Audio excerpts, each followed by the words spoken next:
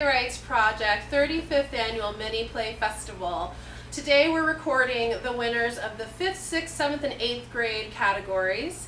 And my name is Rachel Hemsel. I'm the Education Director here at the BPP, and I would like for our wonderful volunteer actors to introduce themselves. Hi, thank you, Rachel. My name is Barbara Lance. My name is Lily West. I'm Joel Pearson. And my name is Cece Underwood. And thank you all for being here. I'll be announcing the name of each play and reading stage directions while our wonderful actors will be acting them out. So put on your imagination caps and get ready to go on a fabulous science fiction ride with us. Mine's tight. The first play in the 5th grade category is Mighty Evan by Fabio de la Riva Agüero from University Elementary, and he was a finalist. Mighty Evan. Go. Where do I sit? Here, make this fast for me, please, because I got better things to do. Okay. Here, drink this, and then we will take a test. What does it have? Just drink it, it won't hurt you. Okay. He grabs the potion and drinks it. That's a strong taste. What does it have? Forget it. Lift that now. How many pounds is this? 5,000. I'll try. He picks the weight up. Get security and take him to the cell. Let's use him as a weapon. Wait, you set me up to get me used? Security, get him. He runs to the exit, Oh no, it's locked. breaks the door, and runs away. And the next day, he wakes up and goes to brush his teeth. He's too strong and he spills it on himself and remembers he has superpowers. Oh no, what am I going to do? He tries to leave on the faucet but breaks it. Oh my gosh. He leaves the bathroom. 2 hours later, he gets an alert on his phone about a bomb threat all over Miami, Florida, which is where he lives. Oh no, where are they placed? He looks up on his phone where they're placed. Okay, one in the Domino's, the other one in the car wash, and the third one is downtown. It looks like the downtown one is the mother bomb out of the three. And the suspect one is called Drake, and suspect 2 is called Pedro. He thinks about his superpowers and how he can help with the situation. I should destroy the bombs and contain the blast. Gets his hoodie and gloves. I'll go to the car wash first. Meanwhile, with Drake and Pedro. At what time do you want to detonate them? How about in 2 hours at 4 p.m. when everyone will be back to work and then we could explode them? Okay, I set the timer. He walks to the computer, opens it, and programs the bomb to explode at exactly 4 p.m. Done. I guess now we can just wait until 4 p.m. Evan gets to the car wash. It looks like the place was evacuated. He enters and looks around to see a caution tape and sees a bunch of wires connected to something and follows them and sees the bomb. Okay, I will just disconnect it and I will contain the explosion with my hands so no one gets hurt. Disconnects the wires and the bomb explodes! Boom! But gets contained. He wipes his forehead. Whew. Okay, now to the Domino's. Drake looks at his computer. What? Someone defused one of the bombs. Must be the bomb squad. Those people are really annoying. No, because in all ways the bomb was supposed to explode. And it says it did, but there was no explosion. What do you mean? Isn't it supposed to explode? Isn't it like someone found a way to make it not explode? I don't know. But the second and the mother bomb better work, or else we did this for nothing. Evan looks at his phone to see how long it will take to get to Domino's. 15 minutes? This will take some time. Gets an update about the bomb. The bomb will explode in less than an hour. He speeds up his car and then 8 minutes later he gets to Domino's. This place was evacuated too. He opens the door and sees the bomb instantly. Okay. Disconnects bomb and contains explosion. Ooh, ow. Oh, that hurt a little. Now I just need to go downtown and defuse that one. Meanwhile, with Pedro and Drake. Pedro sees that the second bomb got defused. How did they defuse this, Drake? What happened? Put it so it diffuses in 15 minutes. If the person who is doing this diffuses the last one, we must all as well give up on ourselves. Okay. Programs it for 15 minutes. Done. Back to Evan. Sees that 15 minutes till explosion. What? Looks at how long until he gets to downtown and it says 13 minutes, so he speeds up. 14 minutes later, he runs up and sees it has no wires to disconnect. Okay, I just have to destroy it and contain the explosion. He tries to break the bomb but finds out it is unbreakable. Oh. 20, 19, 18, 17, 16, 15, 14, 13, 12, 11, 10, 9, 8, 7. Evan remembers that before getting his superpowers, Dr. Burt said that the only thing that can make his powers disappear is a huge explosion happening, but will do no damage to him or his surroundings. Dear. 5, 4, 3. Evan grabs the bomb as hard as he can and closes his eyes. 2, 1. Boom! He looks everywhere and sees everything is all good, and the police are there. He faints, and the police come to get him to a hospital. Let's go! No! Knocking on the door. It's probably the guys. I will open the door. Walks to the door and opens it and gets body slammed to the ground, and he and Pedro get handcuffed and arrested. The next day, Evan gets to the house after healing up from the explosion, and there's a knock at his door. Evan opens up and looks down and sees the mail. He opens it and reads it. Thanks for saving the city. Here represents our appreciation. He sees a $1 million check. Cool. And 2 hours later, he visits Pedro and Drake in prison, and Drake comes up and says, Hi. So you're the one who diffused all the bombs, huh? Yep. How? All of them were supposed to explode.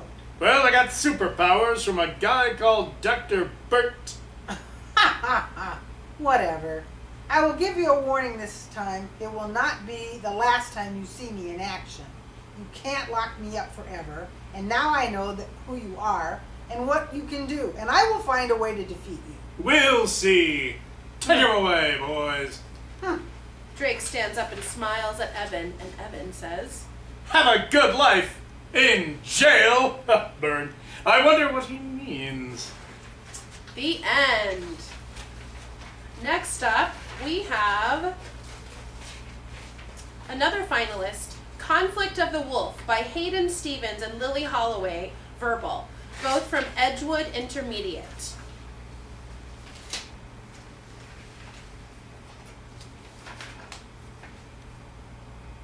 And go. Alina, I want to talk to you about something important. Have you heard about the Illuminati? The Illuma what? Please, sis, we need you. Maybe just tell me what this thing is. Okay, we are this organization, and we are planning to try and destroy the government and overrule the country. It doesn't sound safe. Alina looks at the door and then back at Ashley. Alina, don't do this. You're scaring me, Ashley. I gotta get out of here. Alina runs out the door and finds a hotel. Thank you for choosing to stay at Hemlock Hotel. Thank you for my room. Be careful. There's a haunting in the room. What type of haunting? A potato.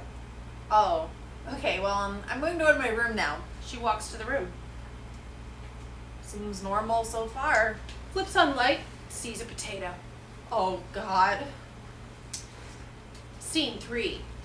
If your sister isn't willing to come join us, we will have to make her join us. I'm in on that, but we're not gonna hurt her, right? Well, I'm afraid we will need to capture her, so... So are we gonna hurt her or not hurt her? Well, that depends on how she reacts when we take her. Okay, so when will we take her? Ash, I can't tell you. What? I'm the only reason you know about Alina. Yes, and that's the problem. We don't want you telling her that we're doing this. I won't tell her, Lucas. You can trust me. Do you swear? Lucas, yes, I swear. Oh, great. We will take her tomorrow at midnight. And, Ash, could you, possibly tell us where she's at? Yeah, she's at the Hemlock Hotel, but that's all I know. Oh, okay. And, also, how old is Alina again? Same age as you and me, 17. Oh, great. You can go now. Fantastic.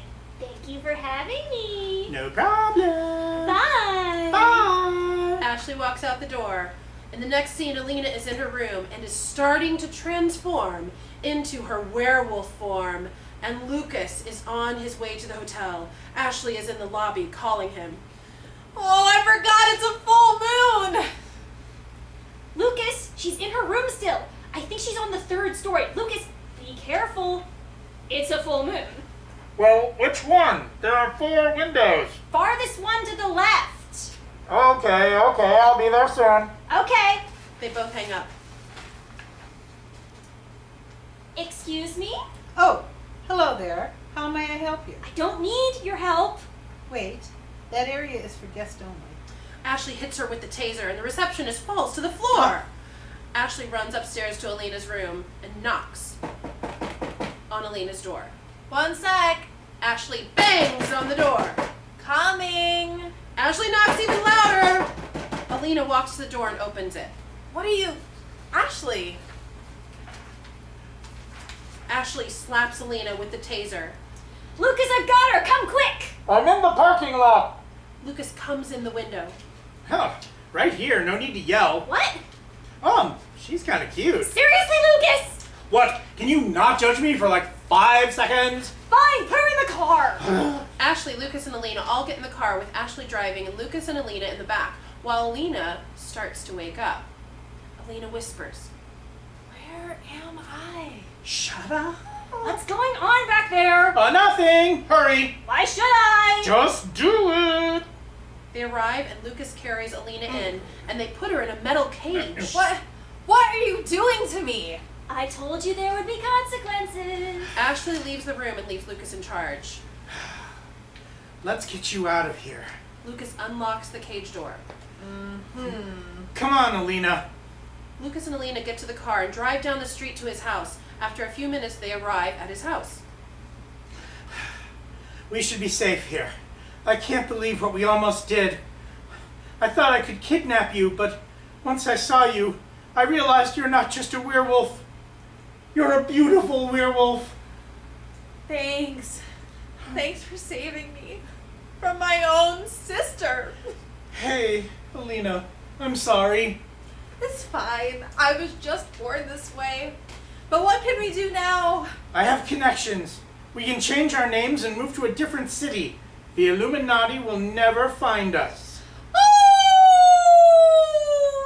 And they hug, lights out, end of story. Thank you. The next play is a finalist called Divided Loyalties by Finn Nicholson Crotty from Binford.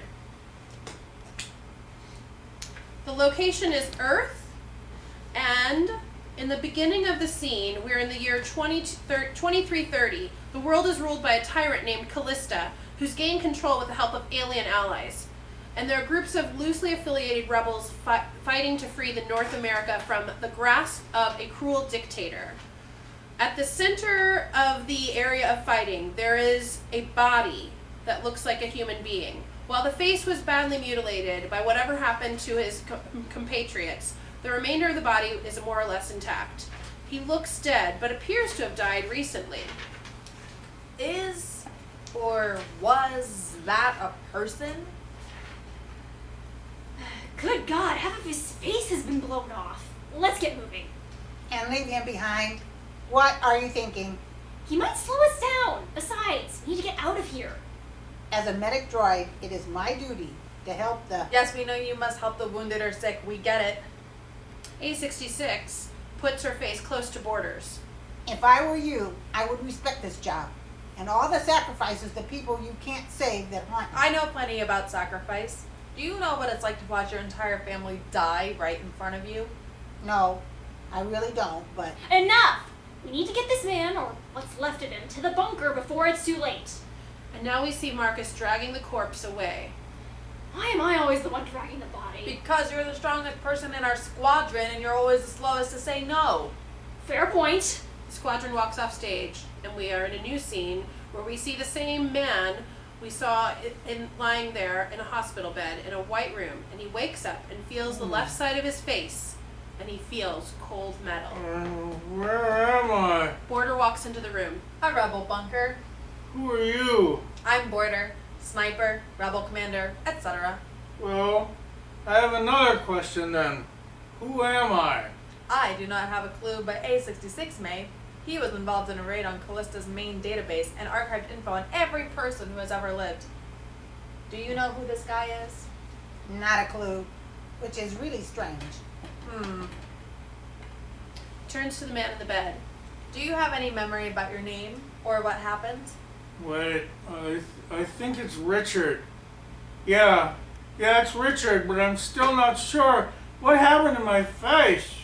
We found you in a blown-up building in the middle of a mangled set of remains in perfect square. Oh, good God. Good God is right. You were the only one who still looked at all like a human being, though a nice chunk of your face was blown up by what looks like a shotgun.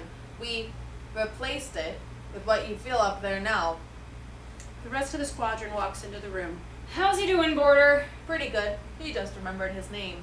And what is his name? Richard. Richard what?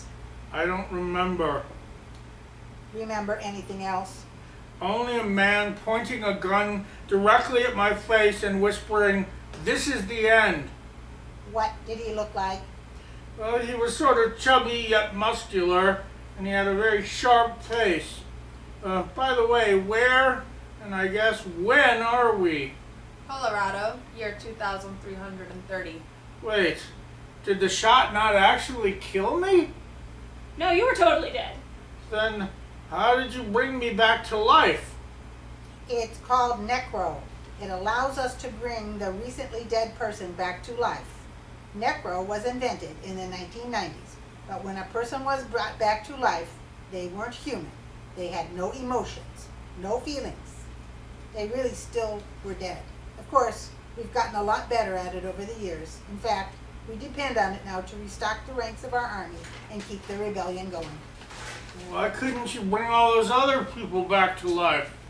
Well, to bring a person back, they need to have died recently, and they have to have a large enough amount of their body and brain left so we have something to work with.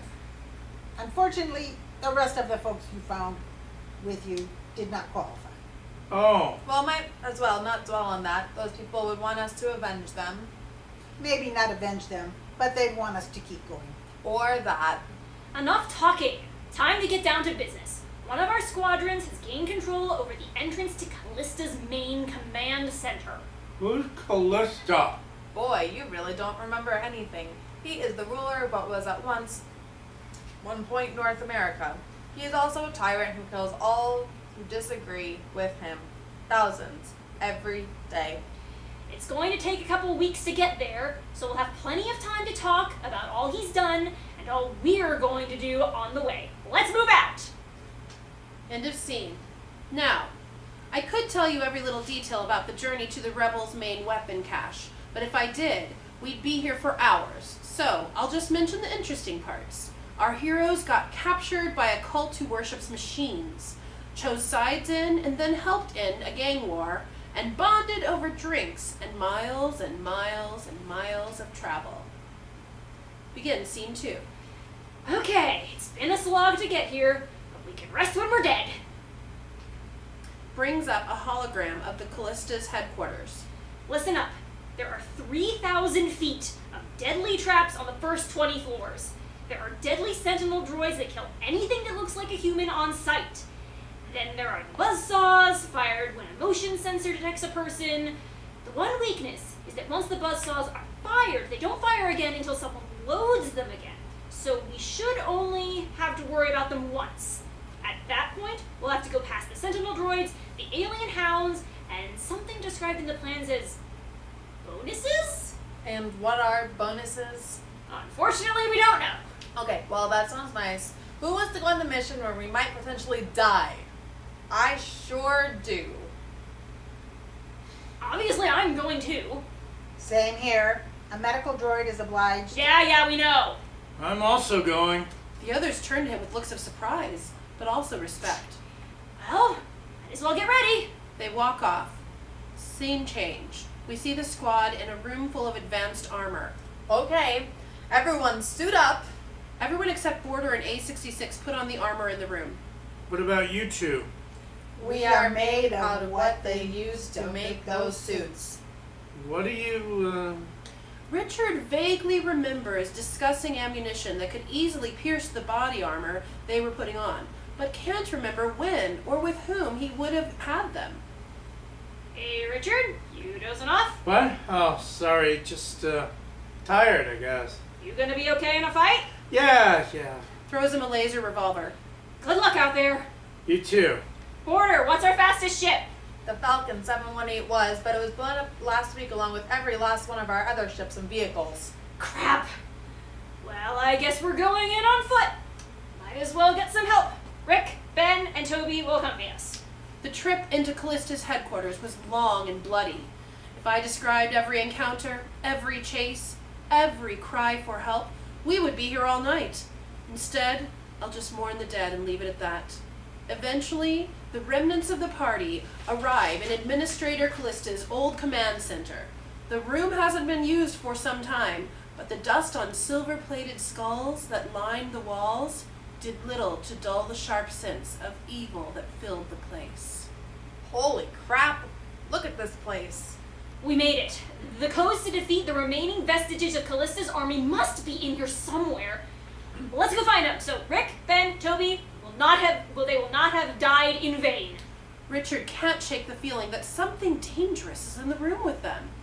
Marcus, I think... Ah! Watch out! Suddenly, deadly jet black machine guns with what appear to have eyes and a fast-moving set of drones pop up out of the walls. Lasers appear on all of the members of the team as the machine guns draw a bead and the drones move among them, slowly scanning each face. A drone reaches Richard and lingers. And the drone says, "All security, stand down, awaiting your command, Emperor." What the? These things are busted! I don't know. The blasters still look like they work just fine. Oh no! Richard, you... Ah! Border points his gun at Richard with the intention of killing him. Border, stop. Forces down Border's gun. He's changed. How can you defend him even though you know what he's done? I know what he has done and what he's done. But I think months that we spent together, all the time he's been there for the team. He has truly changed. I'm not convinced he hasn't. He's just been playing us this whole time. I say we kill this guy. Marcus, you decide, do we kill him or let him live? Time seems to stop, then it goes black.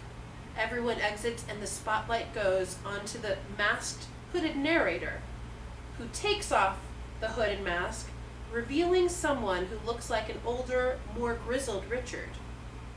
How much had I changed in so short an amount of time? With no memory or history. I thought the rebels and I had a lot in common. Had we become friends? Was I a man capable of making friends? If I didn't kill them, would they kill me? So how do you think my story ends? Am I the villain or the hero? The knight or the dragon? Or am I both? Can people really change? End of play. Next is Robots Catastrophe.